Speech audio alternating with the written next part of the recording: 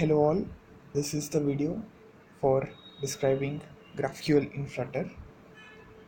As you can see the sample app on the main screen here, let us click on that. So basically what this app does is it fetches all the repositories under my account, GitHub account, that is Asin Wangu. This is used for displaying all the repositories as you can see here: Zong, Kyon, Android website, Flutter underscore program, etc.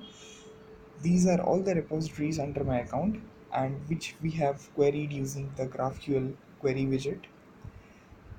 All the description and how we have done this is included in the video link descriptions below, and also the source code is uploaded.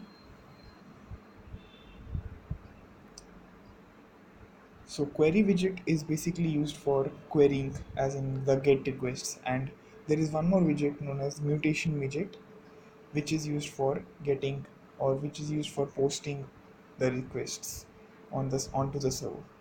For more information, please do visit the website and the links below. Thank you.